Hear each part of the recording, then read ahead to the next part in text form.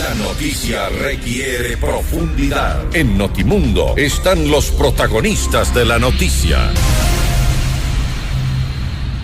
Y saludamos a esta hora al ingeniero Rodrigo Gómez de la Torre. Él es representante de los empleadores ante el Consejo Nacional de Trabajo y Salarios. Ingeniero, muy buenas noches y gracias por acompañarnos en este espacio informativo. Le saluda María del Carmen Álvarez. María del Carmen, buenas noches. Buenas noches a todos los radioescuchas e internautas que nos están mirando. Gracias nuevamente por estar aquí junto a nosotros. Como lo dije hace un momento, la reunión para llegar a un acuerdo en el aumento salarial del próximo año estaba prevista para el 22 de diciembre. Sin embargo, esta noche el presidente de la República va a tomar finalmente la decisión. ¿Cuáles son entonces las expectativas que tiene en este caso el sector empleador? A ver, María Carmen, yo creo que es importante reconocer que en la última sesión, si bien las distancias se mantenían entre la posición de trabajadores y empleadores, lo que el ministro de Trabajo planteó en su momento fue que íbamos a tomar un tiempo para poder seguir discutiendo el tema hasta el 22 de diciembre. Perdón. Posterior a ello, el presidente la semana pasada ha anunciado que va a dar una gran alegría a los ecuatorianos en materia salarial hoy en la noche, en pocos minutos más, y que nosotros lo que hemos mencionado es que creemos y esperamos que esta alegría sea tanto para trabajadores como para empleadores, pero fundamentalmente que esta alegría también se traslade a esos 7 de cada 10 ecuatorianos que no tienen empleo. Porque el problema del Ecuador, más allá del salario, que es un tema que lo discutimos coyunturalmente en estas épocas, pues el problema del empleo sigue siendo un problema estructural desde hace muchos años que no le hemos podido dar una solución real. Hace un momento tuvimos una entrevista con el ministro de Finanzas, con Simón Cueva, y él no quiso adelantar, pues obviamente, la cifra del incremento, pero habló sobre la promesa de campaña. Entonces, suponemos de cierta forma que hace referencia a que el presidente, al hablar del cumplimiento tal vez o de la promesa de campaña, pensaríamos que si se lo ve de una forma lineal, debería ser $25 lo que se incrementaría. ¿Qué pasa si se da este aumento de $25? A ver, yo creo que ¿qué pasa? Nosotros tenemos una situación muy compleja en el sector formal de la economía. De hecho, en las últimas estadísticas del INEC, cuando hacemos referencia a los meses de septiembre y octubre, vemos una pérdida de empleo pleno de 160,000 puestos de empleo, septiembre-octubre de este año. Entonces, si bien podemos hablar de una recuperación desde octubre del 2020 para octubre del 2021, pues lo que sucedió entre septiembre y octubre de este año nos ha dejado muy, muy preocupados. Creemos firmemente que obviamente la economía necesita crecer para poder justificar mejores salarios y obviamente la producción debe crecer. Y en algún momento, conversando con el director del INEC en una de las sesiones del Consejo, se hacía el análisis de que todas las teorías con respecto, y él hacía el análisis fundamentalmente de que el desempleo, por ejemplo, es un parámetro que no tiene sentido observarlo cuando la informalidad laboral en el Ecuador es de 70% aproximadamente. Y de igual manera, cuando tenemos una informalidad laboral tan alta, el incremento para un pequeño grupo de la población, pues realmente no es lo que conceptualmente se cree que es un dinamizador de la economía, porque hay otras variables que están presentes que no se están considerando. Por ende, lo que va a pasar, y no quisiera augurar nada malo, pero sí creo, hay empresas y hay una encuesta que hace referencia a 300 empresas que dice que algunas van a levantar un porcentaje del 14%, subiría salarios en el 2020, pero son 300 de las más grandes empresas del Ecuador. Cuando el problema es qué pasa con ese 95% de empresas en el Ecuador que son MIPYMES. Y estaba justamente conversando minutos atrás con alguien del sector de los restaurantes, que están muy preocupados porque a pesar de que se les recortó el aforo, y la situación se la ve muy compleja. El sector agropecuario está también muy comprometido porque tenemos problemas serios de incrementos de más del 100% en costos de ciertos insumos, 50-60% en otros insumos, por efectos tanto de producción de estos insumos a nivel mundial, como por efectos de la famosa crisis de los contenedores, que no se ve una solución inmediata. De igual manera, la agroexportación está con problemas por la misma crisis de los contenedores, así como nos afecta de entrada, más grave aún, nos afecta de salida. Entonces, cuando el sector, ¿y por qué topo el sector agropecuario? Porque en el sector agropecuario el peso en el costo de producción del tema laboral bordea entre el 40 al 60-65%, dependiendo las empresas y dependiendo los sectores. Entonces son sectores que van a tener un golpe por tema de insumos, tienen un tema una afectación adicional en ingresos por el tema laboral. Hay, según dice el ministro Cueva, una minoría, pero no es tan minoría, de gente que está invirtiendo en la tierra, pero que le acaban de poner un impuesto al patrimonio. Esperamos que se racionalice a través del reglamento. Entonces, estamos afectando al principal grupo, al principal sector económico de la economía ecuatoriana, y cuando rematamos, nos dicen que faltan recursos para dárselos a la Agencia de Regulación y Control Sanitario, que es la que controla sanidad animal, sanidad vegetal e inocuidad de los alimentos. Sanidad animal y vegetal, tanto al interior del Ecuador como para las exportaciones. Y inocuidad de los alimentos, obviamente, eso sí es internamente. Ahora, entonces, el escenario es preocupante, María del Carmen. Ahora, también se habló en campaña, y vale recordar esto, de un incremento en las plazas de trabajo, pero ¿no resulta un poco contradictorio que hablemos de un aumento importante del sueldo cuando, usted lo mencionó hace un momento, puede haber una afectación en las MIPYMES, y obviamente hay muchas empresas que dirán, bueno, toca aumentar el sueldo, toca recortar el número de empleos que tenemos para poder compensar de alguna manera? La economía se mueve en base a pragmatismo y a realidades, no en base a proyecciones de escritorio, lamentablemente. A mí me encantaría tenerla, como algún momento en uno de mis editoriales dije, tener la varita mágica o tener la lámpara de Aladino y pedir 3 deseos. Que se depuren los impuestos, que se genere empleo y que se acabe la desnutrición crónica infantil. Pero no son temas que se los hace con varitas mágicas, son temas que se los hace a través de un proceso organizado y un trabajo sostenido.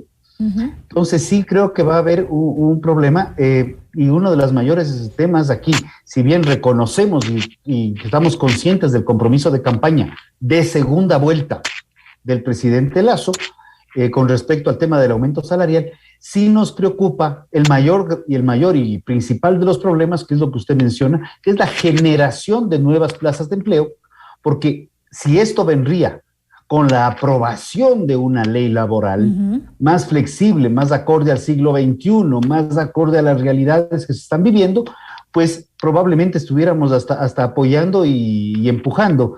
Sin embargo, esa aprobación de la ley la vemos todavía muy distante y no creemos que pueda suceder lo que ya no sucedió con una ley que se aprobó por el misterio de la ley y no por un debate amplio, como sí se dio en la Asamblea y donde los aportes y correcciones que esa ley requería no se los aplicaron. Ahora, justamente hace unos minutos también el ministro de Finanzas habló de una reforma laboral que justamente ayude pues al incremento de plazas de trabajo. Sin embargo, como usted dice, para eso puede tomar mucho tiempo. Tal vez este incremento salarial debería ir acompañado justamente de ir de la mano de esta reforma laboral. Y en este caso estamos de acuerdo y no funciona el concepto que es primero, el huevo o la gallina, la reforma o el alza.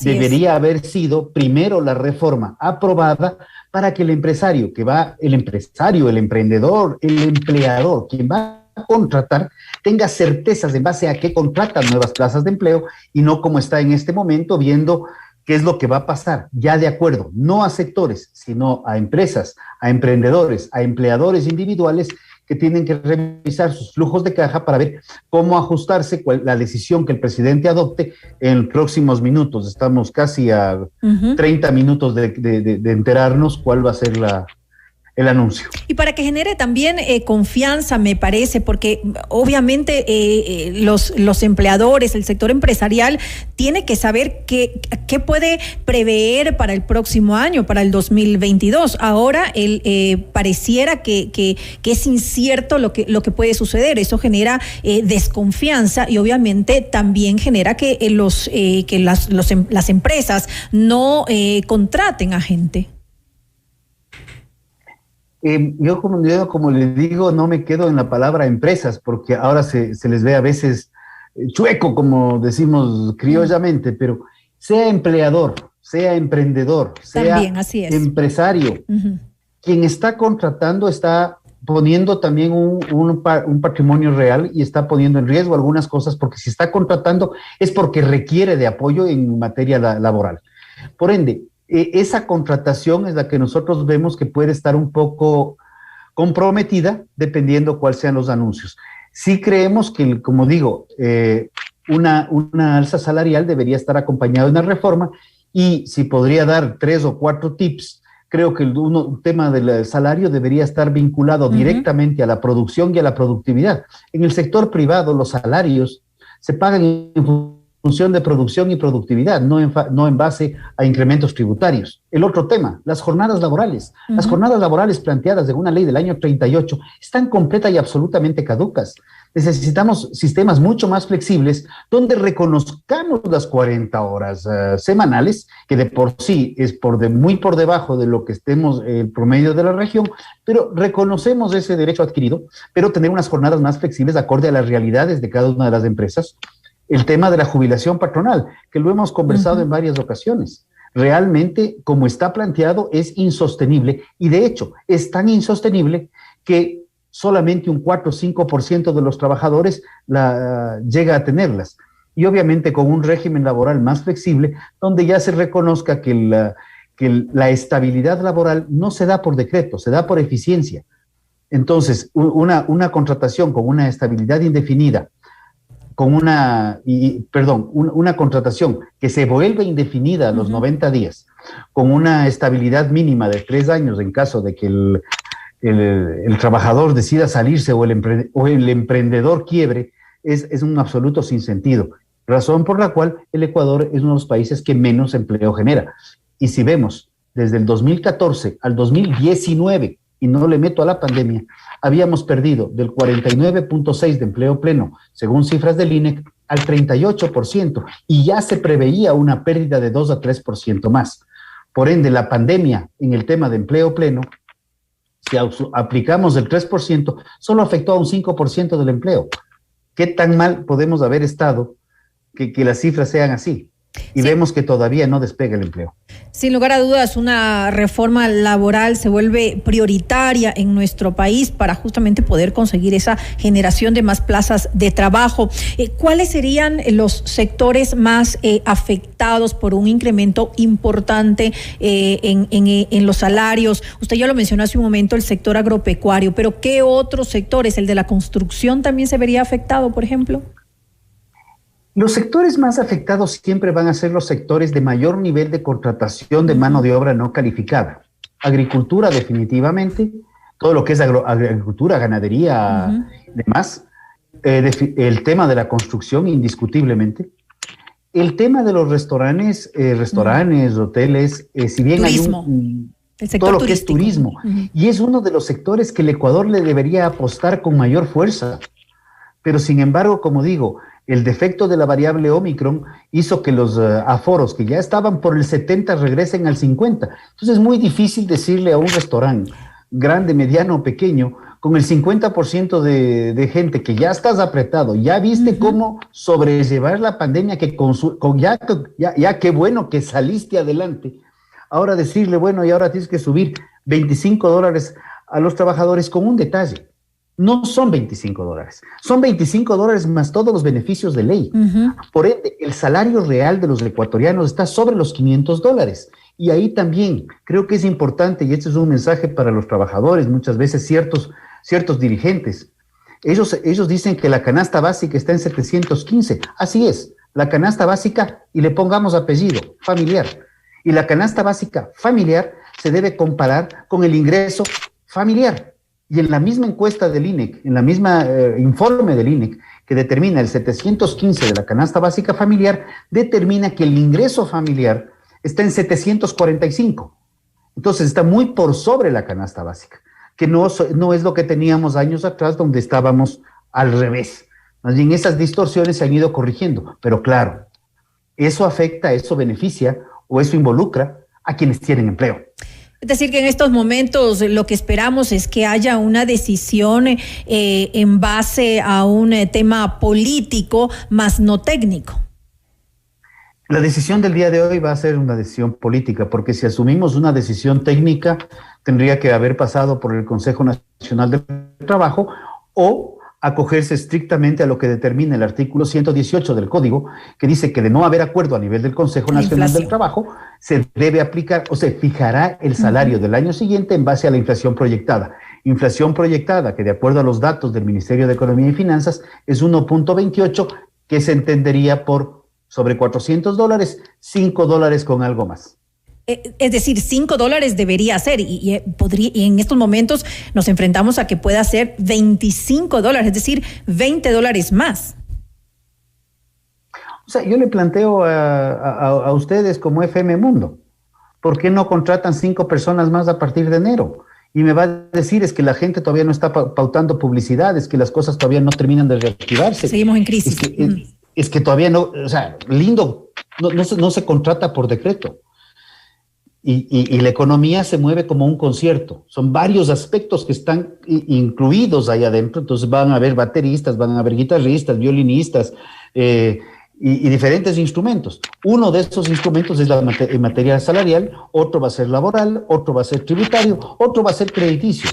Entonces hay un sinnúmero de aspectos que todavía hay que trabajarlos, y en el ámbito del aspecto crediticio ya salió el decreto ejecutivo que dice hasta 30 años plazos al 1%, pero para el sector de microcrédito únicamente. Cuando el crédito pudo haber sido un dinamizador de la asociatividad en el sector agropecuario, donde en vez de entregar créditos pequeños a mucha gente que termina diluyéndose, se podían hacer créditos grandes, donde mucha gente se junte para trabajar de forma asociativa, pensando en estructuras de cadenas productivas, inclusive con visión de exportación. Estaremos pues entonces pendientes del anuncio que haga en los próximos minutos. En 15 minutos se pronunciará el presidente de la República, Guillermo Lasso, sobre este aumento salarial para el próximo año, para el 2022. Le quiero agradecer al ingeniero Rodrigo Gómez de la Torre. Él es representante de los empleadores ante el Consejo Nacional de Trabajo y Salarios. Muchísimas gracias, Mari Carmen, y una buena noche a todos, y atentos al anuncio del presidente en los próximos minutos. A usted una muy buena noche.